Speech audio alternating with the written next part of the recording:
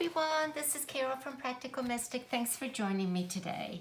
Today I thought I would talk about situations in which we find ourselves in, or those who come to seek a reading or clients want some resolution for. And it's usually when we are at a quandary where we can't seem to make up our mind, and we know that we need to make a decision or a choice, and it's usually surrounding something like, well, should I continue this behavior? Should I stop this relationship, my job? Do I give it more time? Do I stand back? All of those that we seem to be mulling over in our minds and in our hearts, and there is no solution. So we decide, okay, I can't do this on my own. This has gotten to the point where it is uncomfortable, and I am seeing it out there. So I want to resolve this, help me. So we go to a tarot reader, or I do a tarot reading for myself. But, and here is the big but, I have learned that over the years, when it comes to these types of situations or problems that we find ourselves in, there's a much deeper underlying problem that is being manifested outwardly in our lives, and that the solution is what I call a core belief within us that we may be repeating, we may be acting out, that we're not aware of. And it is the impetus of why we find ourselves having difficulty with conflicting ways to get to the bottom of it, or to make a decision. We're almost afraid of making a decision because of that conflict in our heart and in our mind. So the tarot here can be very helpful to understand and to look for the underlying problem or the core issue, because you and I know that the tarot teaches and transforms our consciousness. We have to have an open mind, though, and to kind of let go of our own personal ideas and beliefs about the quandary and the situation that we find ourselves in. And often the tarot reading will reveal ways, not much about how to resolve it, but really the lesson that we need to learn on a personal level, personal growth of understanding our lives, our behaviors, our personality traits. So I always say the tarot really teaches us what we are ready to learn, what we are open to receive, which leads me to another important step that I would like to bring out. Because when your client comes to you, they have decided that they're not able to resolve this conflict, this inner conflict within themselves. So they're seeking the guidance of the tarot and you as the reader. You want to see what state of mind your client is in. Are they receptive, very receptive to what the tarot may reveal to them? And one way of doing that is to look to see how the significator is in the deck prior to you doing a tarot reading. Now, I'm also going to do a tarot spread that I learned to use to help us understand how to resolve this solution. And it really addresses more of what is going on within the individual, and it gives us options of how to go about resolving the conflicts. But before I get into that, let's go ahead and backtrack a little bit and talk about that significator. About a year ago, I did a series on the Celtic Cross. And on the modified Celtic Cross number 2, I talked about the significator in the deck and the state of mind, the consciousness, the physical, the mental way that your client is in at the time that they are seeking a reading. So I won't go in depth to look at that whole process here, but a real quick way to see how they are mentally, physically, and emotionally is to find out their significator. Of course, I'm the Queen of Cups, and just to see if they are upright or revealed. So let me just do the Queen of Swords for now. So my client is the Queen of Swords, and she is upright. So she is at the point where she's saying, I've hit a brick wall. I am really going to listen and see if I can understand why this is happening to me at this time. If your client was reversed as far as the significator, now that doesn't mean that they're not open and very willing to learn something, but it means that they're coming in quite stressed, quite nervous. And when that happens, sometimes we don't always hear everything. I tape all my recordings so that they can go back and listen to everything. They don't miss everything. But if you don't tape your recordings for your clients, you may want them to take notes or suggest to them that they may want to put aside all preconceived ideas of what they think the tarot will reveal, whether they feel like the tarot is going to bring out more negativity or more situations or blame people or have a terrible outcome, that you want to really neutralize them when the card is reversed and kind of laying out that there isn't going to be a situation here that they're not going to be able to handle. And the tarot is going to explain it in a way, but they need to kind of listen.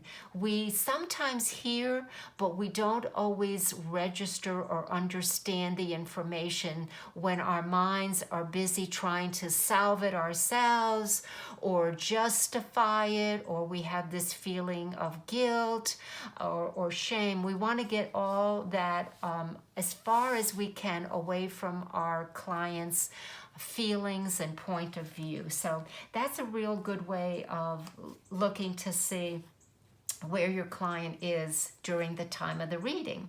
All right, so let's take the client out, and I don't put that in the 5-card spread that I'm about to show you today, but it is out of play so that it doesn't come up in the reading. Okay. So this 5-card spread is going to really focus on what I call polarity or opposition. The reason being is you have this dichotomy already going on in your mind because you're not able to form or come to a decision or make that choice. So the cards are going to be laid out by looking at that, and I will go step by step in trying to differentiate the meanings of the cards because they're vague, but they do have a purpose. So let's go ahead and get started. I'm going to get myself centered, and we're going to do a mock reading, and we're just going to say that the client comes in and says, help me resolve the situation that I find myself in a relationship. And we're not going to differentiate if this is a love relationship, a work relationship, a family relationship. We're just going to leave it open like that for now. Okay, so let me get centered.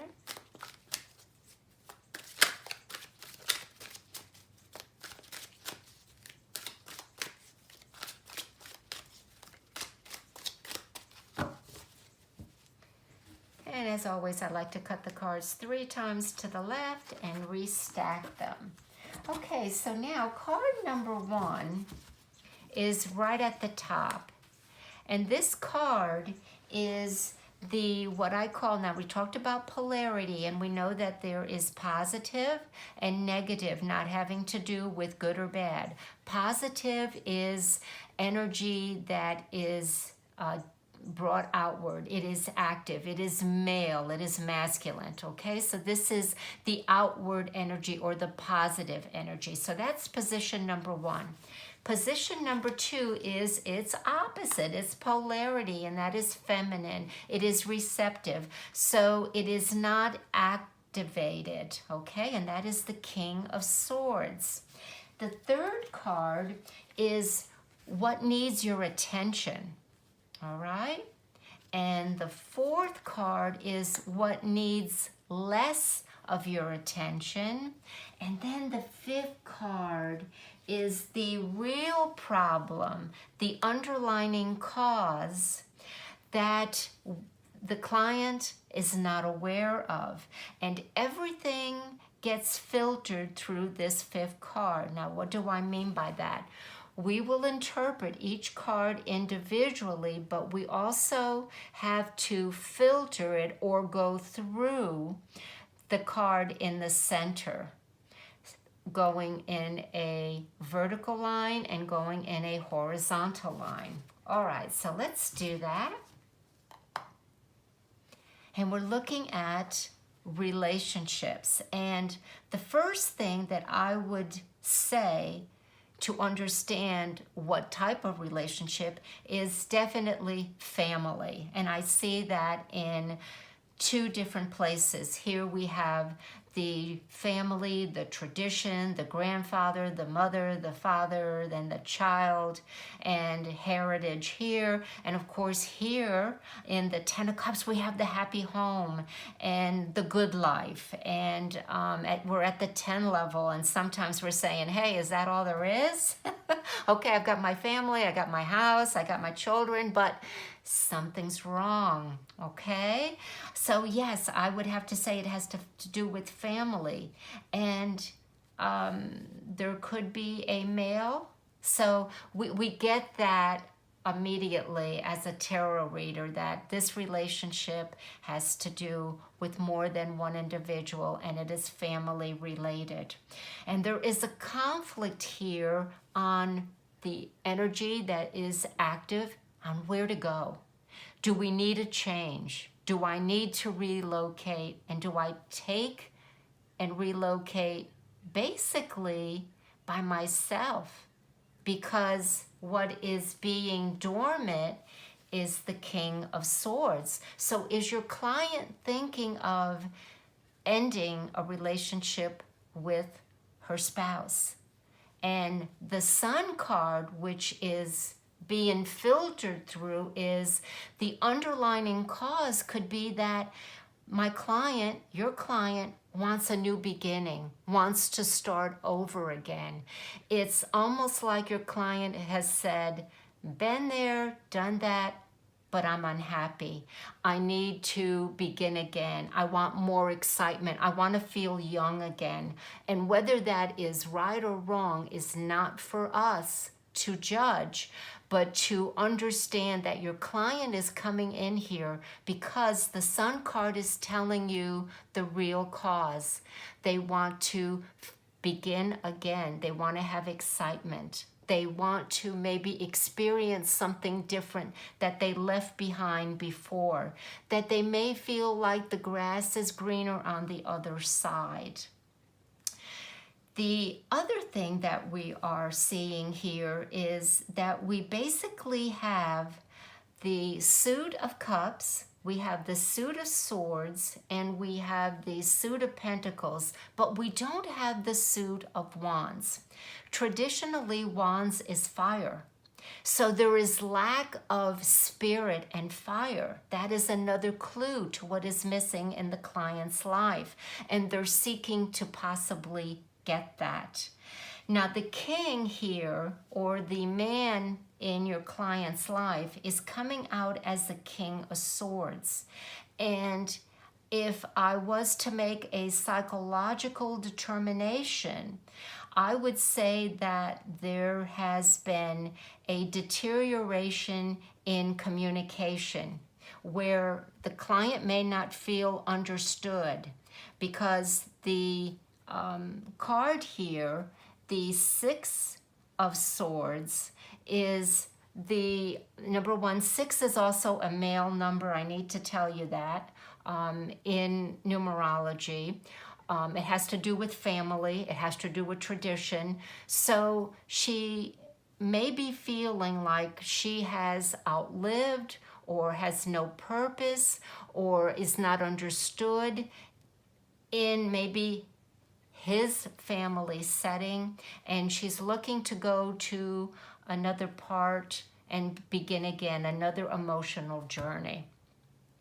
So I don't want to make this any longer. I'm hoping that you can see how the core reason for the dichotomy and the conflict is, it isn't whether she should stay in the relationship. It's her having to deal with what is going on within her. The lack of enthusiasm, life, fire, that she has the happy home, that she has financial security, but there's something else missing. And that's what you would open up and discuss with your client to get to the heart of the matter. So I hope this was good. I hope that you understood it. It's an easy 5-card spread, remembering that this is the key. Filter everything through this, and hopefully you can help yourself and your client with this simple spread. Thanks, everybody. I welcome your thoughts and your questions if you have them. We'll talk again soon. Bye for now.